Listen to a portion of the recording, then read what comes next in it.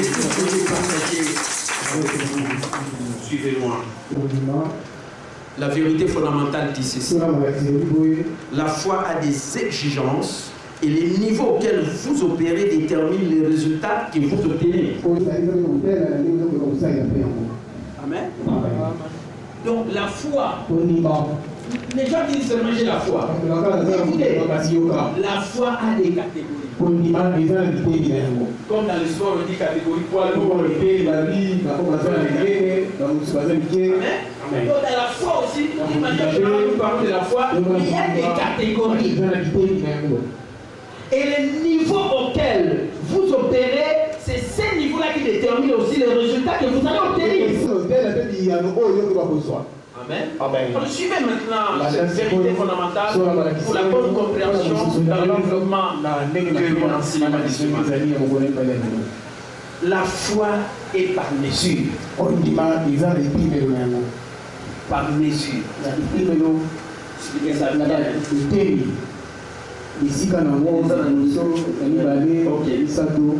C'est ça. Et ce que vous faites avec la mesure de foi que vous avez aujourd'hui détermine votre accès ou non au niveau suivant.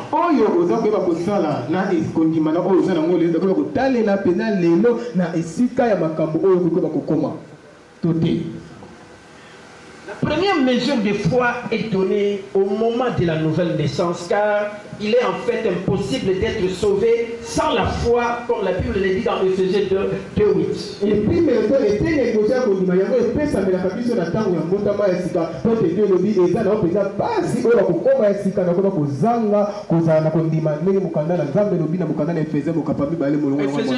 dit, c'est par la grâce au moyen de la foi. Cela ne vient pas de vous, c'est par la grâce au moyen. Amen. Donc à la nouvelle naissance, Dieu donne à chacun de ses enfants la même mesure de foi.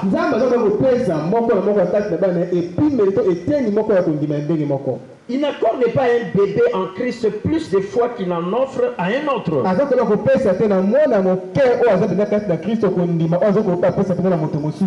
C'est-à-dire que quand deux personnes naissent de nouveau, comme ils ont reçu Jésus comme Seigneur et Sauveur, c'est que Dieu donne à chacun d'eux une mesure de foi. La même mesure de foi. Il n'y a pas d'injustice. Donc toi, comme tu es là, comme tu as reçu Jésus, quelle que soit l'année à laquelle tu as reçu Jésus, tu as reçu ces jours-là une mesure de foi et qui est la même pour toute personne, tout croyant, tout chrétien. Amen. Amen. Alors écoutez, ensuite, c'est à nous de la développer cette mesure de foi que nous recevons quand nous naissons.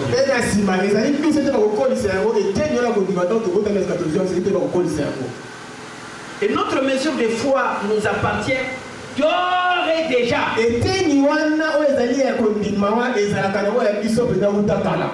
Vous savez, les dimanches, je vous ai dit, ce qui a changé ma vie, c'est tout ce qui est dans la Bible et qui sont d'ores et déjà. Beaucoup de gens souffrent aujourd'hui. Venez gêner, les livres, parce qu'ils ne connaissent pas ce qui leur appartient d'ores et déjà. Donc, quand tu nais de nouveau, d'ores et déjà, la mesure de foi t'appartient. Amen. Amen. Cela t'appartient d'ores et déjà. Même s'il y a quelqu'un qui me suit maintenant, mais qui n'est pas laisse-moi te dire, ta mesure de foi d'ores et déjà est dès que tu vas recevoir, cela t'appartient d'ores et déjà. Tu n'as aucun effort à faire pour jouir de cela. Mais tu jouis de cela à cause de ce que Jésus a fait plus à toi. Amen. Amen. Mais toi, nombreux sont ceux qui agissent à l'égard de la foi comme celui qui, dans la parabole, n'avait reçu qu'un seul talent, il l'enveloppa dans une serviette, l'enterra et ne s'en servit pas. Et vous recevez votre mesure, donc une mesure de foi, lors de votre salut.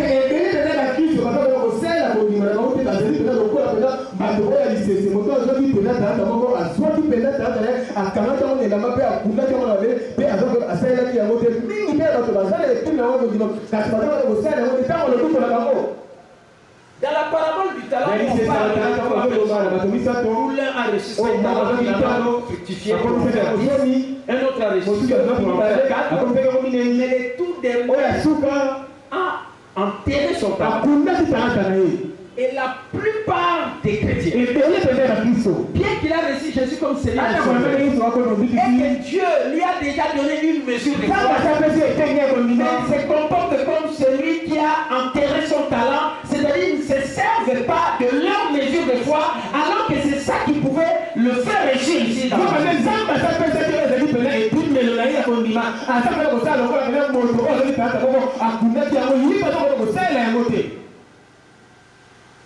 Mais cette mesure de foi qui vous appartient déjà, et quand vous recevez Jésus, vous pouvez vous en servir. Si vous vous comportez comme la personne, la troisième personne qui a enterré ses talents, c'est que cette mesure de foi est dure.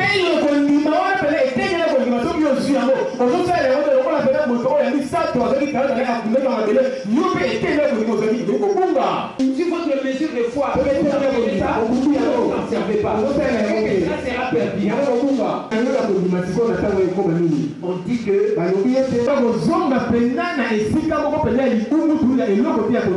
Ndeko, yo mutoye déjà ba pesio a ofele za la yo mesure le ngemo ya mulima. Mais yo sikoyo se comporter le wa mutakunda ka tala ba pesa yo mesure la foi o ko longisa ko vile za la pierre o kamati o kundi yango. Lokolo kundi yango liko lo baneti o bungisi yango. Lokolo bungisi yango liko lo baneti o yambalo Yesu. Mais aux allois à niveau à condiminer les alliés 0 et zongina 0. Voilà le premier niveau. Tala et peine niveau. Il n'a pas conscience de ce qui leur appartient de leur mesure.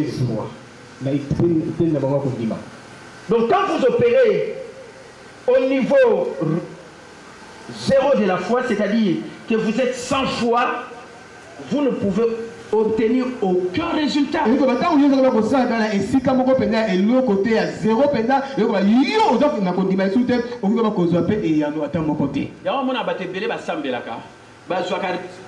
Parce que niveau ya foi na bango ba pesa ba mesure la foi pour e banda ko pesa bango ba e ya na ba makam na bango ba kundi yango ezongi na 0, ce qui fait que kondima na bango e bota kambuma moko te parce que baza na niveau 0 ya kondima.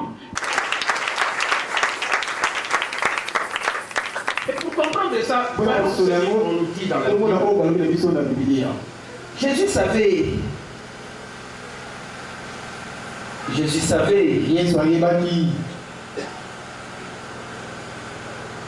que si la foi des pierres disparaît, alors il est perdu.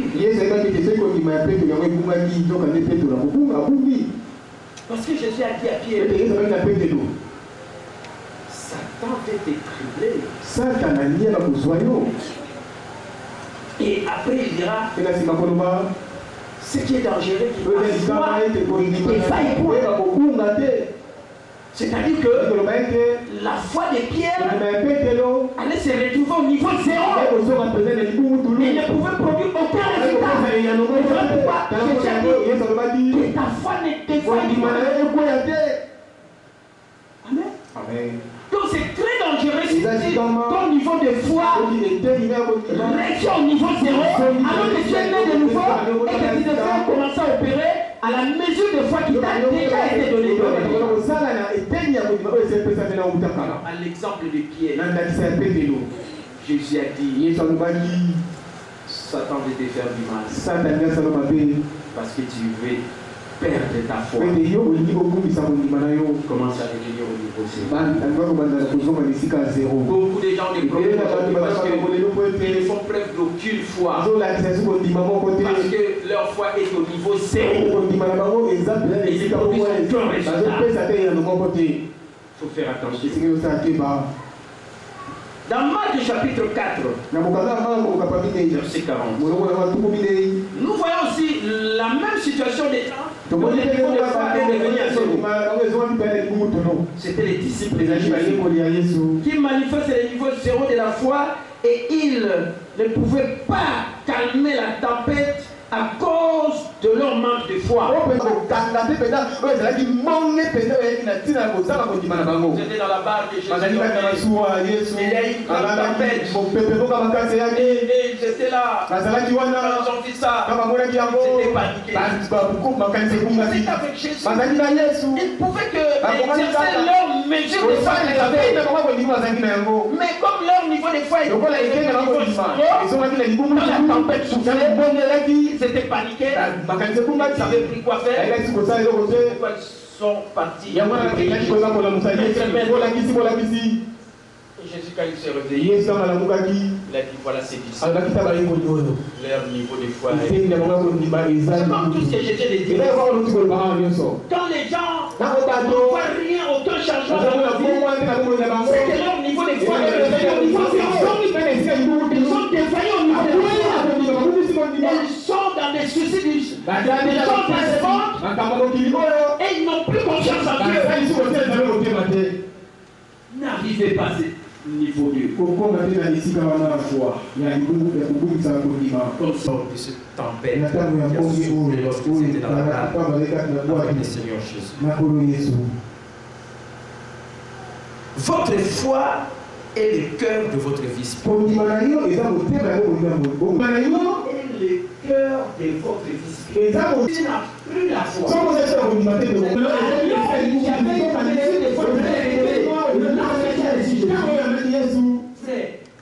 C'est comme quelqu'un. Est-ce que vous avez entendu quelqu'un qui a piqué une crise cardiaque et voir cette personne survivre? On dirait seulement qu'il fait une crise cardiaque. Amen. Comprenez? Et même aussi, si on a sur la communauté, puis on est pour le bas, négo, vie spirituelle aussi est bébé. Parce que vous direz les amis, on est là, on a une crise cardiaque, on a mon koufi, mais on a vivant. C'est très grave. C'est un médicament. Est-ce que vous comprenez? Voilà pourquoi votre foi est très important. Amen. Amen. Donc votre foi, comme je l'ai dit,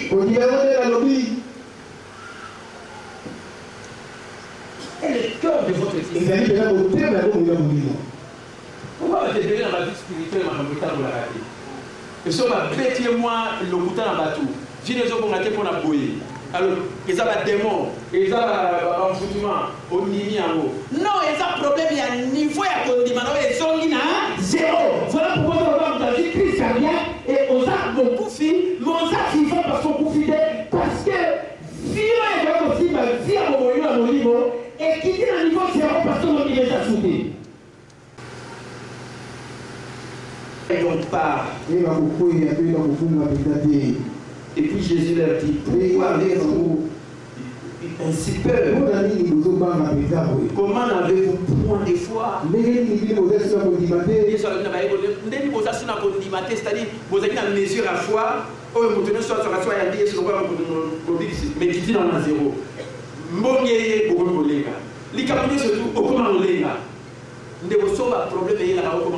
C'est que niveau foi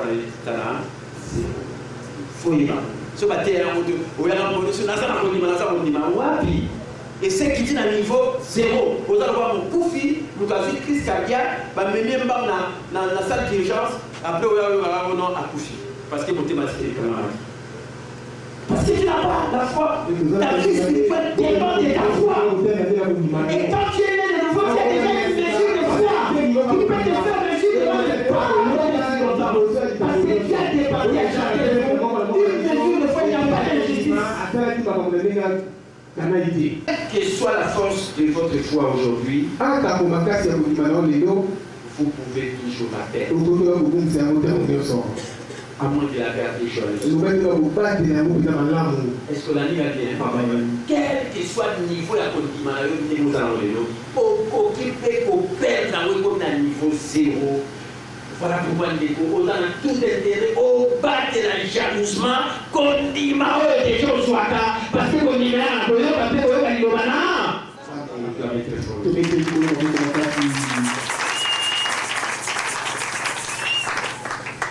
après le niveau 0, quelqu'un il est né de nouveau, il a fait une mesure de foi, mais il est descendu au niveau 0. Nous venons de voir l'exemple de Pierre de la foi a failli, et les disciples n'ont pas pu faire face à la et le conseil qu'on donne, gardez jalousement la mesure de foi que tu as reçue. Les jours où tu étais de nouveau, ne descends pas au niveau 0. C'est comme si tu étais déjà mort spirituellement. Ne cherchez pas à arriver à ce niveau-là. Ton niveau de foi est 0. Alors après le niveau 0,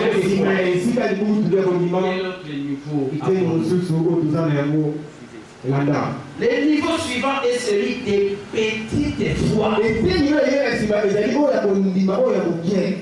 Il faut savoir ces différents niveaux.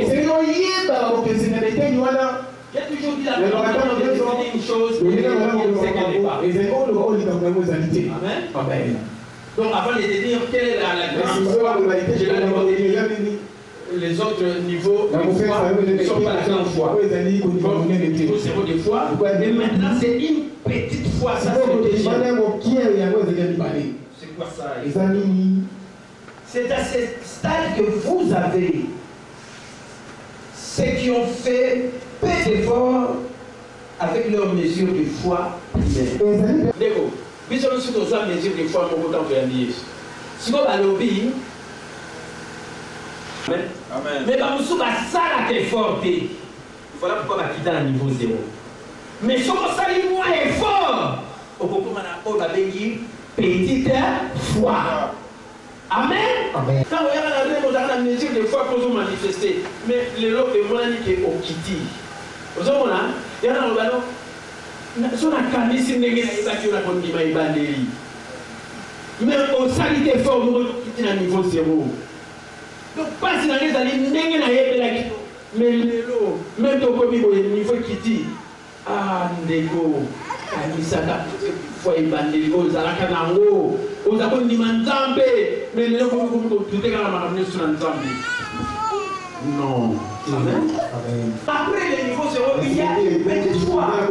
Et la petite foi vient par rapport à quoi?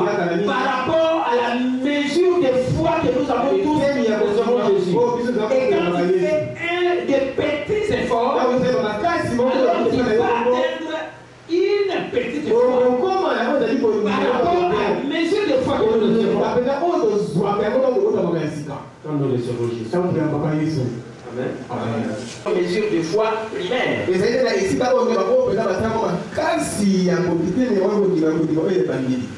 Amen. Amen. Les degrés paix de foi est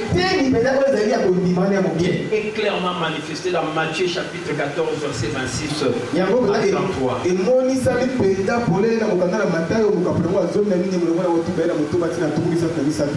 Le paix de foi ne peut pas contrôler les grands défis. Et c'est pourquoi Pierre ne pouvait pas marcher sur l'eau. Il ne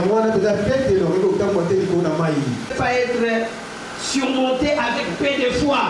Une grande foi pour le grand défi. Il faut Pierre qui est sur le diable à crier. Pour n'y pas au c'est un zéro. Baye Kolimbonge, parce que de la Msaïe, soit l'autre qui va t'aider, niveau où il est zéro. Mais après, niveau il y a fois 0, tout ça, petite fois qu'on dit manqué. Par rapport à la mesure de foi que tu as tant de Yambi, si on fait l'effort, il y a et puis on peut mettre en pratique, on peut avoir une petite foi. Amen. Amen. Mais il y a bien. Petite foi face à les défis au Bugatti. Amen. Et que avec une petite foi, chaque tembe n'a pas problème, il y a une là. On a donné l'exemple de Pierre. Jésus l'a appelé Pierre. Il marchait sur lui. Parce qu'il a obéi à la parole de Jésus. Amen. Amen. Mais quand il a commencé à voir les vents,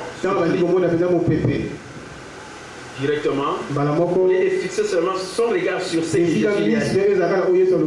Il a détourné son regard. Il commence à voir le circonstance. Je vous ai toujours dit, ne vous laissez pas impressionner par ce que vous voyez, par ce que vous entendez, par ce que vous ressentez. Prêtez toujours attention à ce que vous voyez et ce que vous connaissez, ce qu'il a.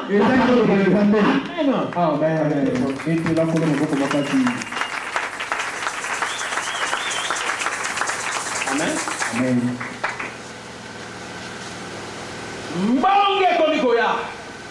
Et qu'est-ce que je vous ai dit quand je prêchais? J'ai dit le diable ne peut pas arracher la semence comme la de s'aimer dans votre vie. Mais il peut voler par la distraction s'il ne vient pas à l'église. Il ne veut pas que tu écoutes la parole. Mais la seule chose qu'il peut faire, c'est que toi tu es pris dans maintenant. Il ne peut pas permettre à ce que le diable vole la semence que tu peux recevoir. Alors, il va provoquer des situations difficiles. Des épreuves, des difficultés, des tentations, beaucoup de choses difficiles, des tribulations. Amen. Amen. Tout ça pour te décourager. Est-ce que vous suivez? Et voilà pourquoi on dit, quand les épreuves, les tribulations, les peu de foi ne peut pas faire face. Parce que ça ne peut pas faire face aux grands défis que tu peux affronter. Voilà pourquoi beaucoup de gens n'arrivent pas à faire face à des situations qui leur arrivent. Parce qu'ils ont un niveau de foi qu'on appelle le peu de foi. C'est pourquoi ils finissent par céder.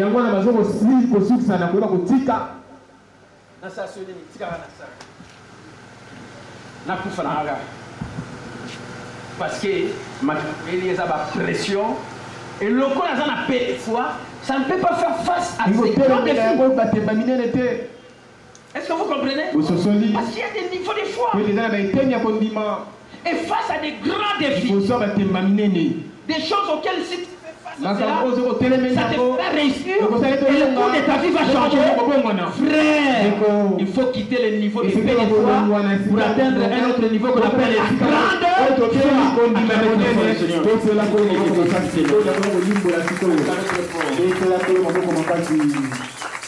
Amen. Je suivez maintenant. Vous avez besoin d'une grande foi pour le grand défi. Il existe aussi un autre niveau de foi appelé grande foi. Dans ces groupes, vous avez ceux qui ont fait des grandes choses avec leur foi originelle.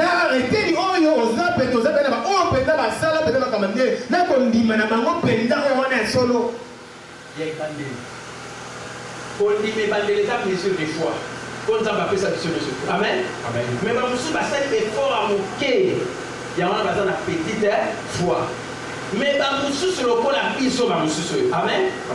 Tellement que vous connaissez la seule qui m'a mesure à foi dans la même on a niveau à grande foi pour faire face à un grand défi pour avoir la loi. Amen. Amen.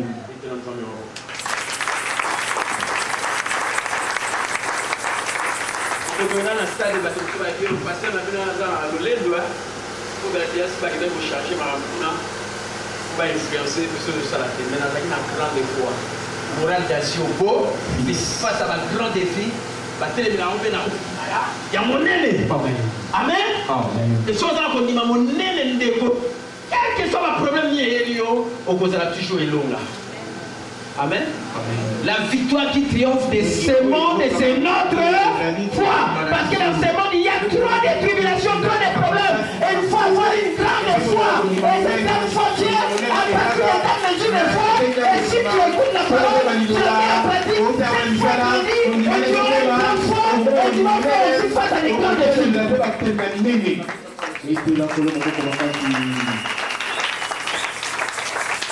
Donc, il y a bien monté à la église, bâtir du Mamodima, un jour à Mamodima. Alors, tout ça dans ma petite foi, aux hommes, mais il y a beaucoup dans la maman mamine. Tant qu'on a réciprocité à qui l'église. Pour le niveau Ezali. Amen. Il y a un moment où on a bossé et que ça, il faut, dans l'église, il y a un moment où on a un groupe de maisons, mais tout ça, la croissance église, pardon, croissance spirituelle, la côté au niveau.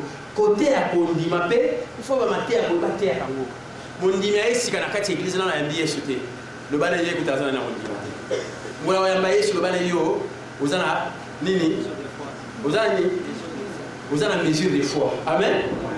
Bana on a l'église au ramaté pour au salaire fort. Tant aux ramaté aux mettre en pratique, mais fort à quel moment on comme la Nini, ma petite foi. Bon, on compare ce qu'on a monté à grande foi le voilà. Quand on a ma maison simbaté à faire Yéwana au Kima. Akima est pour aller parce qu'il y a un niveau à P2 de foi. Aux autres, il y a une monamutia, il y a grande foi. Et au moins, on a question des arabes. Et on a même à l'église dans la vie, mon toit s'est engagé, il y a un membre pour commencer, et mon toit s'est auditeur, à dimanche. Pour que c'est une fois ça. Pour que ça, pour que c'est on a confusion, moi, l'église qui est. N'a pas traité mon toit à dimanche, n'est pas mon toit à mardi, mercredi, jeudi. Non! Et ça, à un niveau, pardon. Amen. C'est la même chose même dans la niveau foi. Le roi, au lieu de battre, tu vas démon, foutement, gel. Bilo au terre, moi, mais pas ça, on va pas y battre, moi, je vais battre, et ça, c'est ça le problème. Voilà ma cambier au terre, amen. Et on a l'ingénieur, on a soutien, beaucoup là, amen.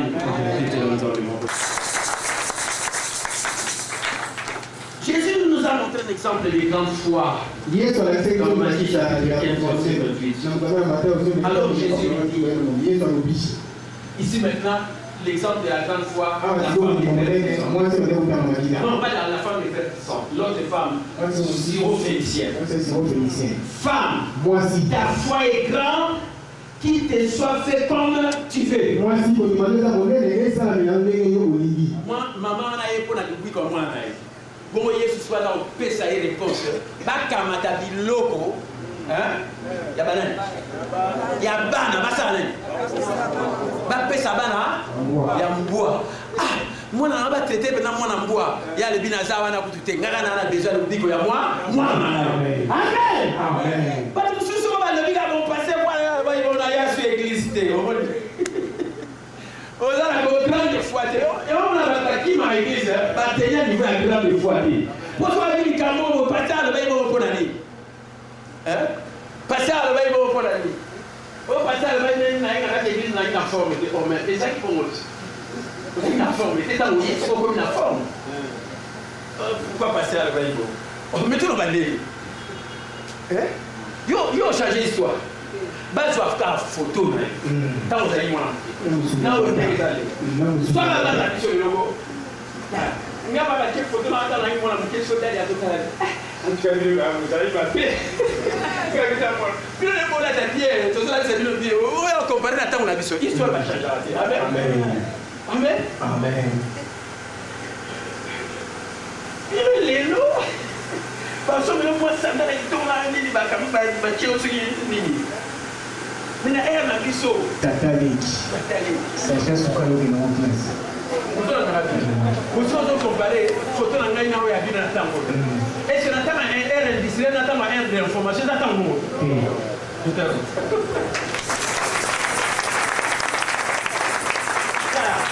ça bana le ba photo na o cha na o ya biso o le maintenant biso doit ba tout biso doit sans forme tout là sans forme pas na sur ma télévision et pas na tout quoi na ba photo qui tout mais biso sans forme alors il y a une photo de Marie Tamba ça na sans forme à vous ça pas na forme mais là ça va on ni ma route akama ça va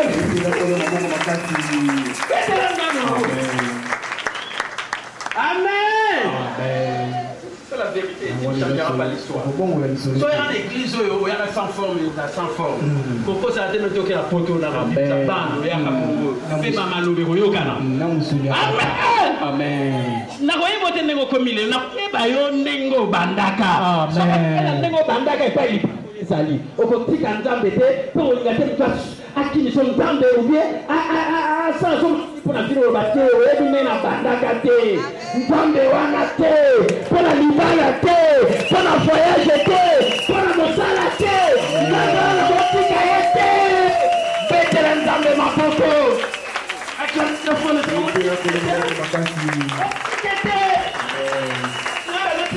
pour la modernité atali là comme la photo comme il faut non kanisa nzambe notamment ina forme te so kanisa lobi ngaka mnazaka boye kanda ba boye tala même to bala mai na mai te on ta komi bo pona nzambe pona yote amen amen bala pe ko kufa mais forme na nzambe apesinga lelo nzambe azaka nzambe amen amen amen mettez la nzambe maboko c'est ça la vérité nzambe azaka pardon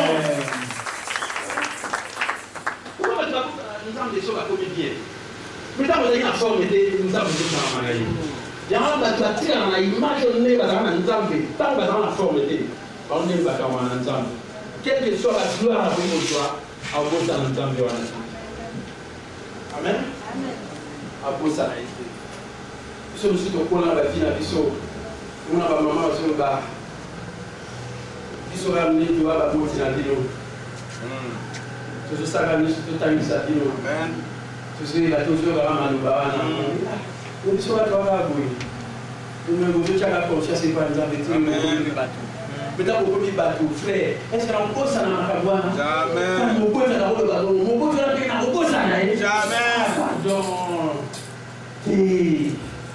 amen olelo kotambola partout taona batalaka biso awa biso bantu tokundana tosala eloko te tosala nyonso mwana yokende classe kamso biso tokundana boye amen kanisa mpe nzambe wana na ntango wana amen mingi bazokosana nzambe ntango epai kakomi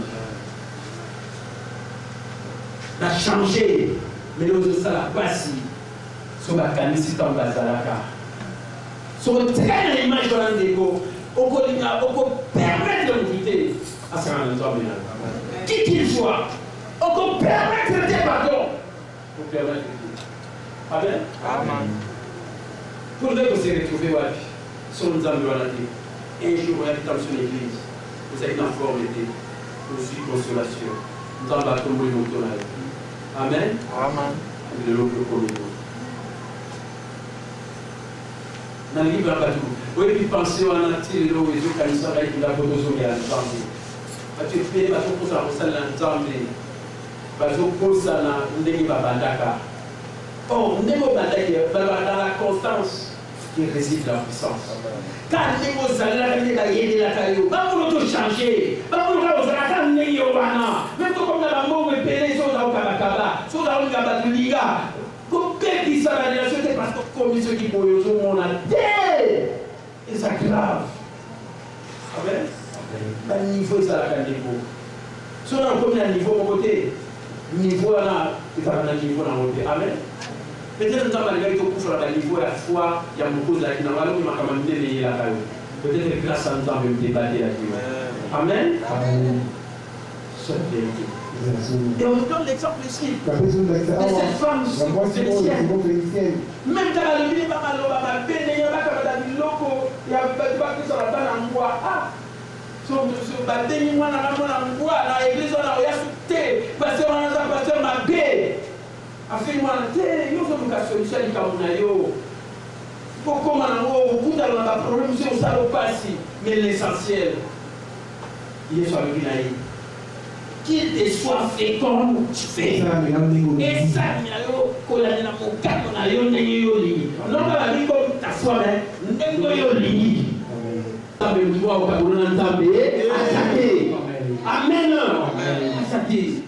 vous avez déterminé frère vous avez l'église vous avez de son église l'ibalatique de son église banate rien non vous avez ensemble tout ce qu'on a fait comme amen amen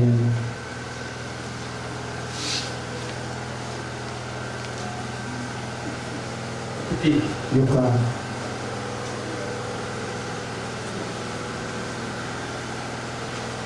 la grande foi permet toujours de voir les événements tournants.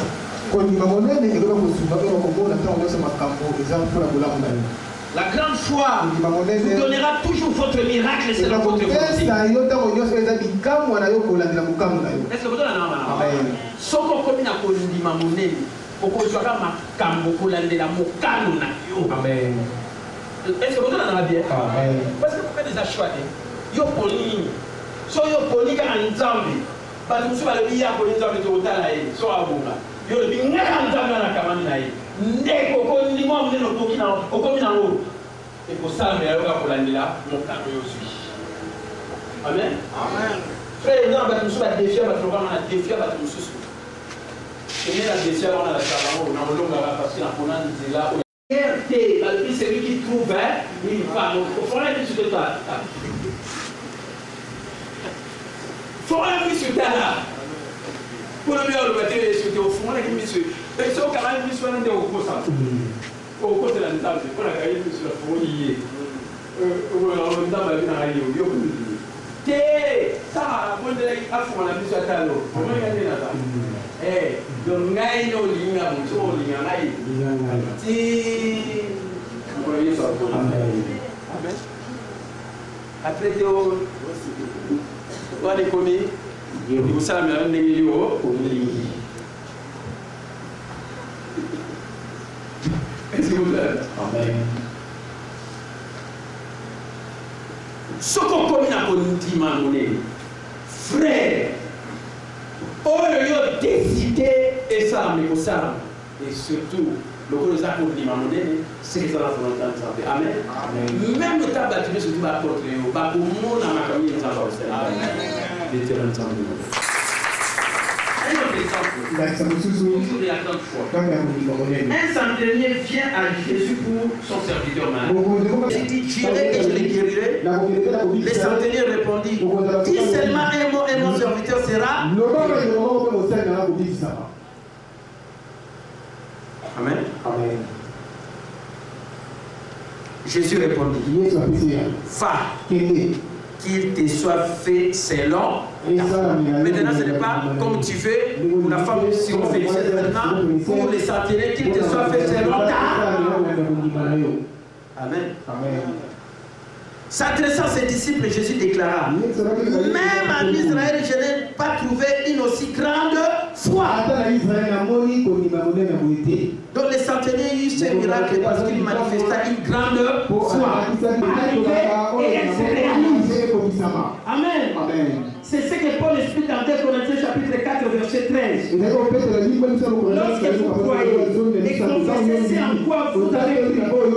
Amen. En croyant du cœur et en confessant de la bouche. Si quelqu'un dit à ton montagne, oh, mais toi là, si tu es tout prends de cœur de toi que ce que tu as dit, ce que tu as dit, c'est là ça Amen. Amen. Donc la grande foi c'est une foi parlante.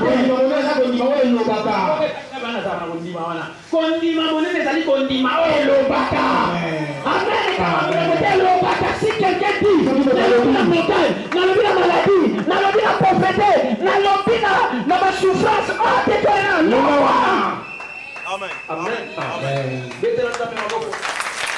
La petite étrangère, non pas bango, tu dis ça bango, parce qu'on tombe mal à l'aise, tu vas continuer à m'inquiéter. Amen. Et ça, on est dit, si Satan n'est pas besoin, quand Dieu va donner les paroles que l'ennemi ne pourra contredire, et il s'agit contre laquelle il pourra, Satan ne peut pas se faire. Car Dieu t'a donné les paroles que l'ennemi ne pourra contredire. Loba te loba. C'est mal à l'aise, on a là-haut. Tu vas aussi mandela ba okima. Amen. C'est ça la grande foi. La grande foi c'est une foi parlante. C'est une foi qui passe avec Dieu. Amen. C'est ce qu'il faut avoir. Amen. Frère, tu vas le baka. C'est ça foi. La grande foi. C'est une foi. Qui seulement est mon nom servant. Yesu pas le vivant. Tu as fait selon ta. Amen. Amen. Sur le moment où la situation a changé, Lucas a raisonné ma son. Et Loba va se pas pauvreté la Zali Lobaka. Amen. Tant aux autres Loba, pauvreté me connaît c'est pas mal à l'aise. Yo Loba. Jésus m'a racheté la malédiction de la pauvreté. Et riche qui était c'est que vous avez pensé à la pauvreté, Jésus a racheté. Pauvreté. Loin de ma vie. Vous connaissez la pauvreté loin de ma vie. Pauvreté, c'est pas le moment où vous connaissez la caille. On le met la caille. Ah, ça tu dis, c'est pardon, on a si mal à là.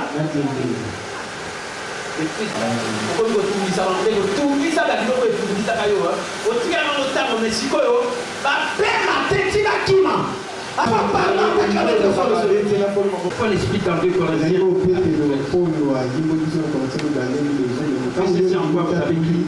La grande foi, c'est une foi par an. Rendu au niveau de la confession et de la déclaration, vous êtes naturellement au courant de toutes les affaires dans les gens qui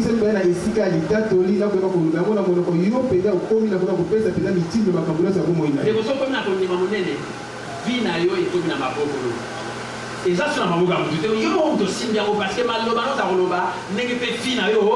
ça. Parce que parce que tu contrôles les commandes de ta vie par les paroles que tu parles. Parce que tu as une grande foi. Ce fut aussi le cas des Josué. Voir un pays où coule le lait et le miel, et c'est tout ce dont ils pouvaient parler. Dans le but, ils ont besoin d'un mboka où coule le lait et le miel. Même pour la demande là,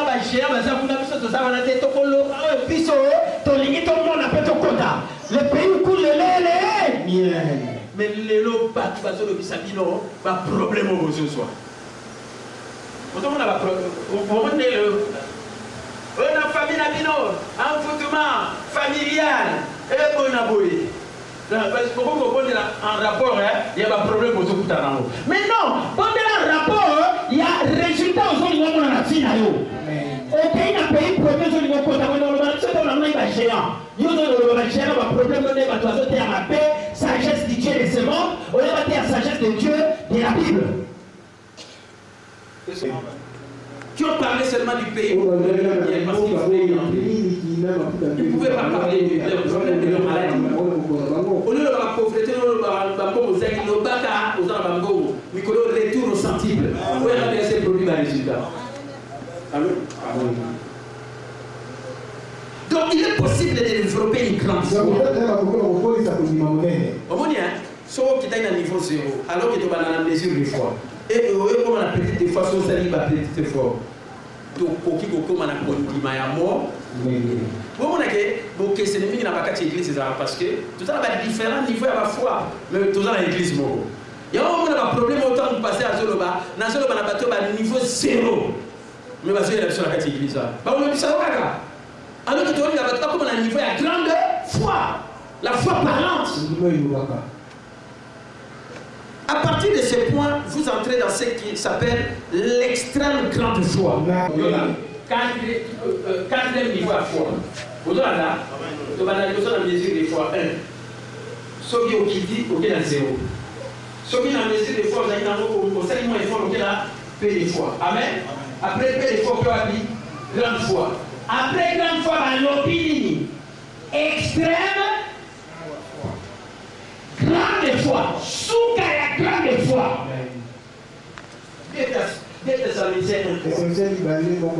Alors, dès là vous évoluez vers la foi et Amen. Celle qui ne peut pas, qui ne peut plus facile. À ce niveau, vous êtes comme le mont Sion qui ne chancelle pas et est affermi pour toujours.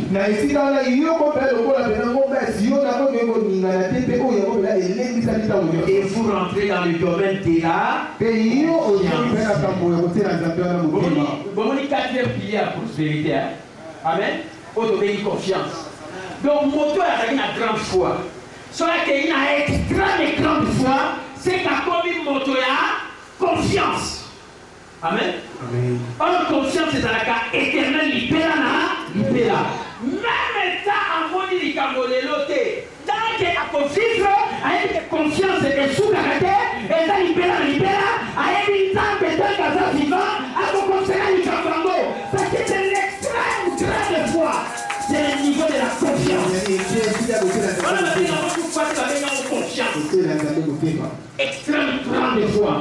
Voilà le quatrième pilier à prospérité. On a un niveau de prospérité, c'est important pour maîtriser. Tant que vous avez confiance, vous avez confiance, vous avez 0 fois, ou bien vous avez peu de fois. Or, vous avez une extrêmement grande foi. Moto a dit que vous n'avez pas de soutien. Moto a commis la confiance et pas Nzambi. A dit que Nzambe sala no nyonso. Ou bien yon di malukuta, mais ngai na ko di malaka que Dieu soit reconnu pour frère. Ta que ni kamana na monité, na kufi pété, na ko mona moga. Na zaka na confiance. Parce que on peut une extrême grande foi. Pété dans le numéro. Quand on a battu, on a posé la bota, on a tout botaté à 10 ans. Donc comment il a niveau en été? Amen. On a d'abord les gens qui ont moyen de Nzambe na osambela la souté. Vous savez là? Il y a un moment où c'est important frère. On va se stabiliser dans le niveau où la foi est établie. Et là on va bouger souté.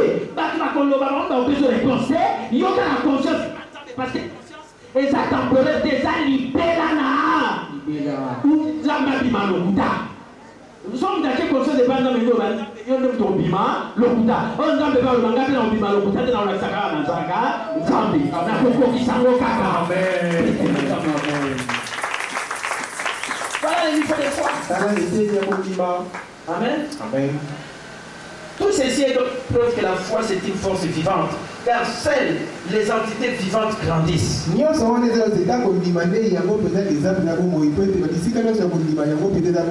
aussi fait que tout ce qui grandit et par conséquent cette foi qui grandit peut aussi nourrir, à moins que vous appeliez à la nourrir. Alors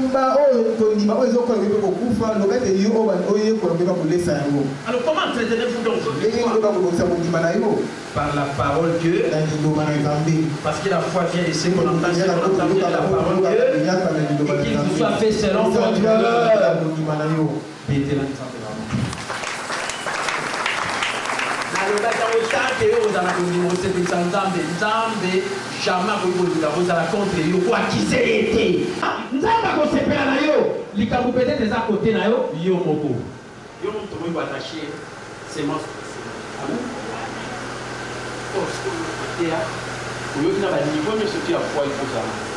Vous n'avez pas beaucoup de parce que quand vous avez une extrême grande foi, à évoluer, on a un niveau zéro de foi, quand on a mis le lobby sakaye, il y a un peu de vous n'avez pas beaucoup de amis.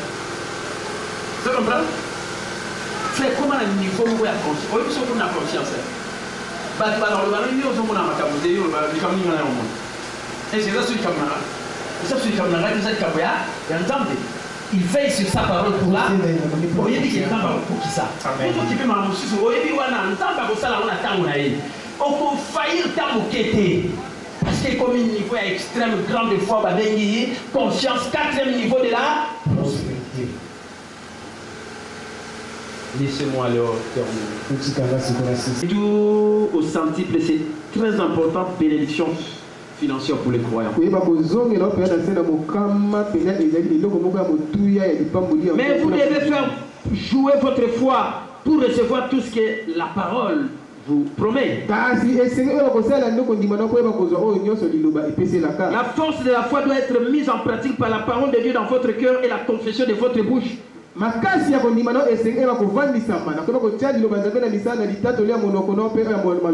nous pouvons constamment exercer notre foi pour recevoir les retours centiples de tous nos dons.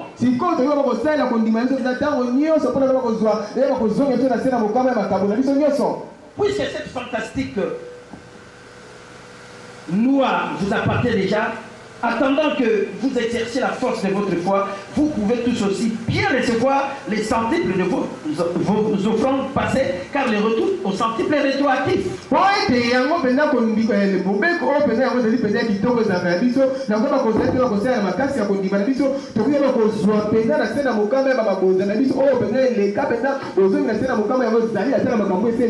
n'est pas à cause du retour au centuple.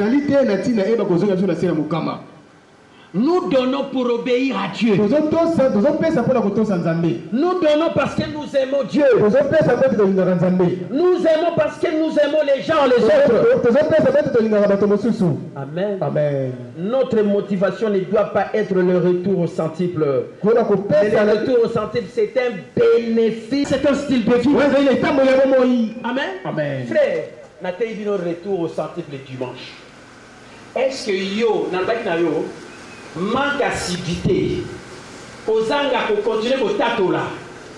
Yo, est-ce que yo continue à mourir? Aussi longtemps vous avez tato là. Aujourd'hui, le roi va vous payer ça qui 1000 francs. 1000 francs là, aujourd'hui, le roi a $100. Est-ce que vous avez dit merci pour $100 n'a pas eu retour au centime? Nani déjà $100 au payer ça 1000 francs au sujet. On a déjà 17 200 pour $20 payer à la carte et si la vie. Amen. La famille a la bureau d'ailleurs la bureau. Waouh. Oh. Vous voyez la bureau. Tout va y avoir l'église. Tout le monde a fait la été. Amen. La famille a fait troisième maman cabo. Oh les gars le corps est amoureux. Amen. Par retour au sentier de bonne année. Bandara pour nation. Non non non. Seigneur, je te remercie parce que tu veilles sur ta parole. Dans ma distance, j'ai donné au mois de septembre le total de mes 10 000 francs. Ça, c'est $70, 67 200. Je réclame mon retour au centime selon Marc et 10 francs. Nzambe, naïmi que yon aime de sa source ya nyoso. Au verre, le malin pour Koksamo. Nzambe, la chose, c'est la retour au centime. N'a mon idée, je suis. Il y a une question de l'état de l'état. C'est bon, pour quand même le rôle, mais principe est là. Est-ce que vous en avez bien? Frère, au Canada, on peut s'agir 1000 francs. Réclamez $100. Le magasin de retour au centime, il y a $100. Nous avons longtemps de merci pour la marque et 10 30. Nous avons déjà $100 dans la maille. Je peux me dire, il y a un moment où on a aussi $10. Aujourd'hui, tu es monté dimanche, tu es mardi. Mais pourquoi ça va être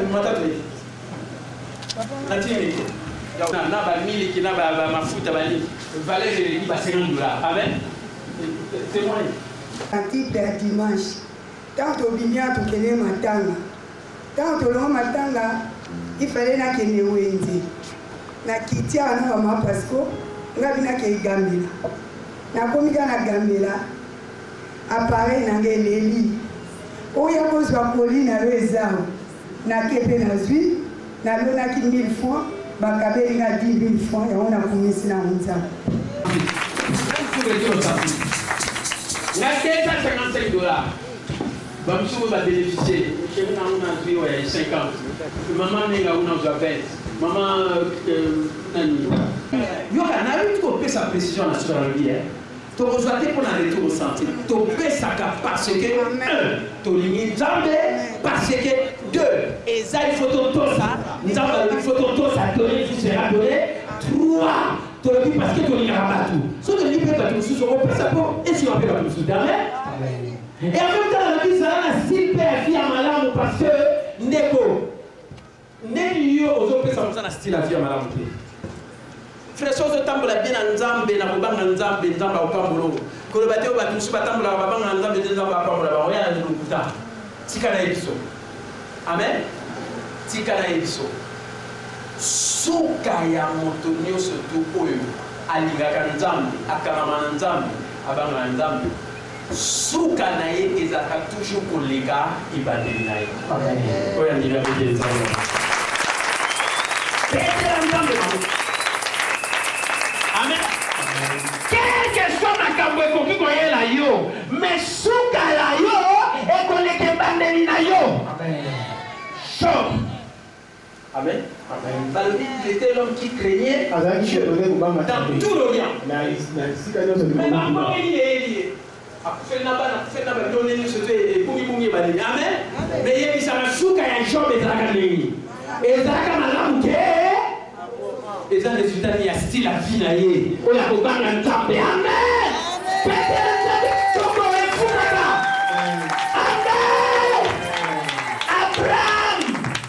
Abraham. Mais moi, après ça, il y a promesse. Si dans Aja, il y a 100 ans, si nous avons la vie qui nous sacrifier. Est-ce que vous avez un malin? Mais ce qu'il y a dit Abraham, je ne suis pas amené. Abraham était devenu Dieu, avancé à, et Dieu l'a béni à tout temps. Ce qu'il y a dit, les gars, il va dire la vie là, yo.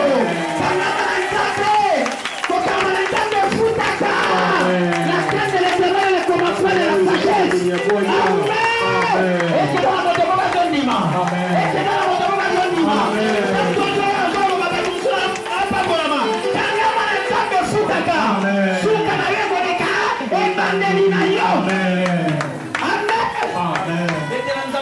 C'est la vérité. C'est la vérité. C'est le style de vie.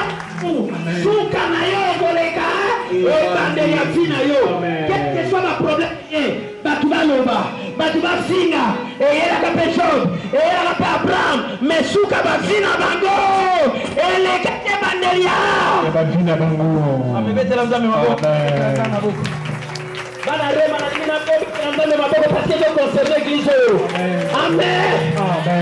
Et banderia remate, et remate toujours que de 17 ans. Yango pe makamore bandi oyo ezakolakisa ke suka na yo ekoleka ebandeli ya rema bato bayaka na rema ebandeli bakozala nde kaa na rema lelo te parce yo na rema okozwa mapamboli ozala kobanga ntango na boto tozokama na nzambe okopangola na mipetela na maboko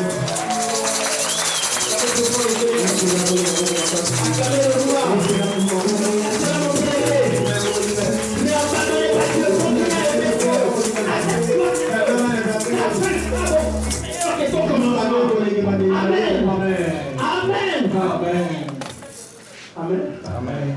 Basi kalo. Job a poussé Libana. Job a poussé la logo.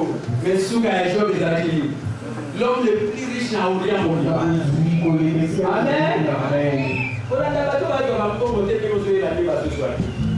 Mon avant ba kama na nzambe lokola yoki. Yozo regret yozo ba tu ba kama na nzambe te ba so pamula. Nani ayebishi wa pamula. Amen. Mais tiens là ebisayo yo souka na yo ekoleka e bandeli na yo. Mais bango peut-être sous la route comme un raté, parce que la femme nous a embêté. Amen. L'attachement à Dieu a des promesses pour la vie présente et pour la vie à venir. Il y a un rêve à côté de l'église. Il y a un terre. Tout à l'heure, on était pas des naïos. Amen. C'est la vérité. Comment on dit à mon aîné? Par la conscience n'est pas ensemble. Conscience ensemble. Et vous voyez beaucoup de ça, on ensemble. Après ça, il y a la carte. Si quand nous avons pas pour la vie, nous allons que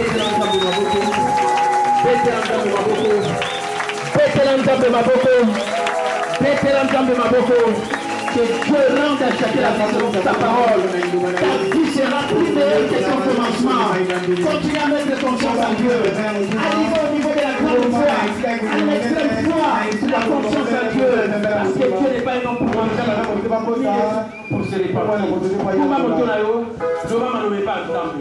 Loba peta ngai lelo na bana rema baye bake kopambola manga na rema ndenge naza lelo ekoleka moto nyonso aya na rema akoki kokoka na lipango yo wana te lelo oyo eza le 30 septembre mokolo ya suka ya sanza oyo ya 2014 me boni ya bato baye lelo awa te me yo ye na rendez-vous ya nzambe mokolo ya suka sanza oyo olobi na octobre kotikali na 3 mois kotosilisa 2014 ndeko na 3 mois oyo kopanda lelo ndeko suka repleka le 9 mois oyo eleki ya mbula oyo 3 mois oyo ekoleka ndima yako nzambe azosala makambo minene nzambe azosala makambo minene na 3 mois oyo nalobi bia na 3 mois oyo kokanga lobi ekoleka 9 mois oyo uti koleka ya 2014 parce que nzambe aza nzambe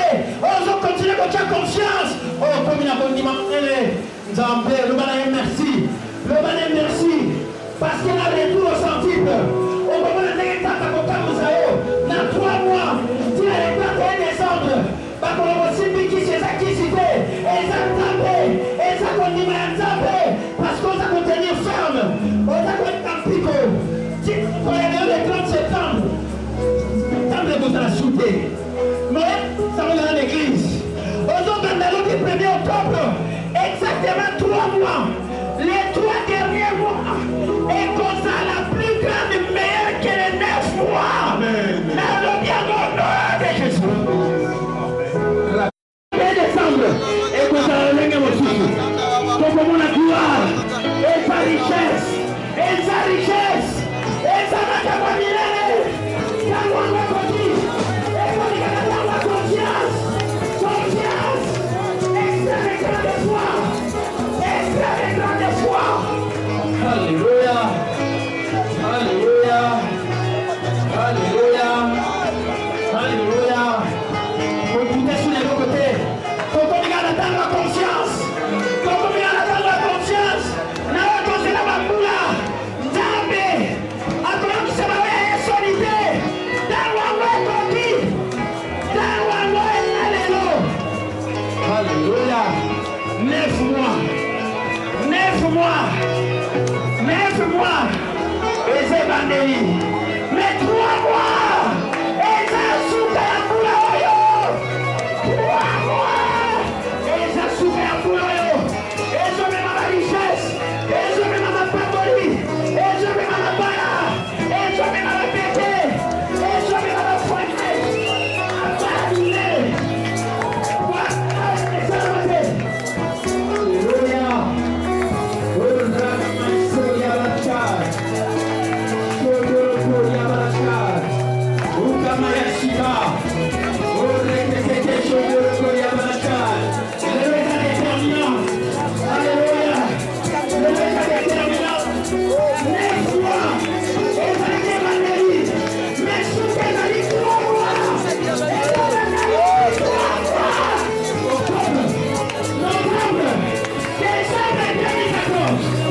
Alléluia.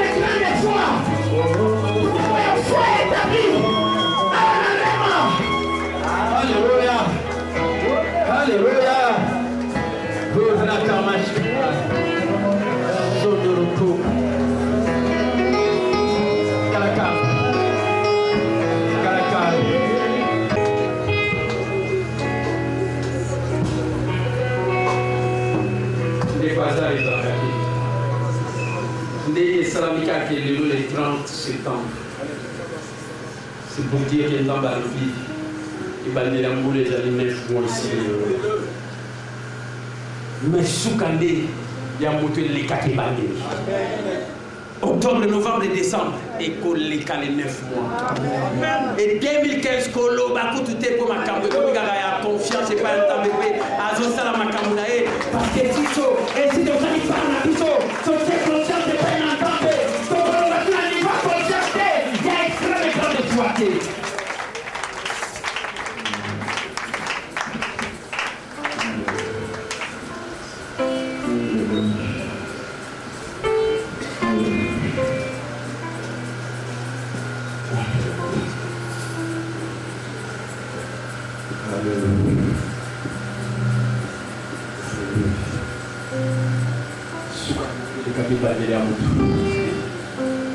Souka ya shop et les gars qui vendent les shop.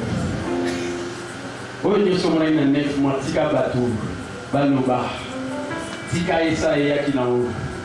L'histoire n'a ouessili. L'histoire n'a ouessili. 3 mois, il y a confiance, il y a foi établie. Octobre. J'ai dit tantôt, Yahoo, Toyo Abamatato.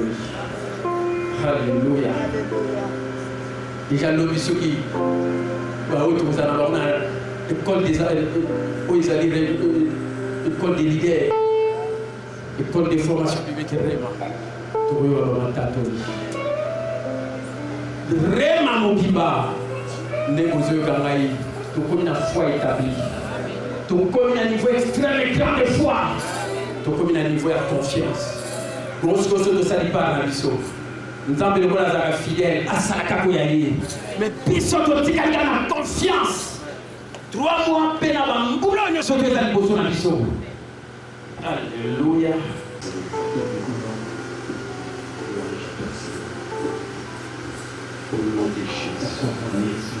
Au nom de Jésus. Au nom de Jésus. Au nom de Jésus. Pour bien dans Congo, on a des miracles, ça va caminer. Dans Congo, on a dans les cieux, sur la terre et sur la terre. Nous cherchons Chisaka. Le bon nom de Jésus. Seigneur Dieu, l'Église d'About, tu as une conscience totale en toi. Il faut établir les grands de foi. Alléluia. Au nom de Jésus. Nous croyons des miracles, à des prodiges, à des signes, à des choses que nous n'avons jamais vues. Au-delà de ce que nous demandons, pensons. C'est le moment. À partir de maintenant.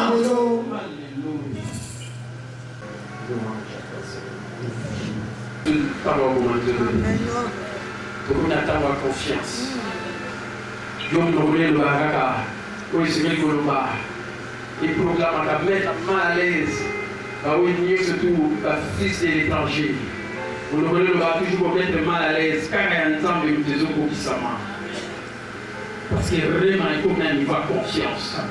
Le 30 septembre, vraiment, l'amour triomphe toujours. Cette église est au niveau de l'extrême grande foi. La foi établie, confiance totale en Dieu. Seigneur, c'est là où nous sommes. Et Seigneur, toi tu es fidèle. Et tu fais ta part. Voilà pourquoi tu le dis. Selon ta parole. Alléluia. Celui qui a fait la promesse est fidèle. Et c'est lui qui le fera.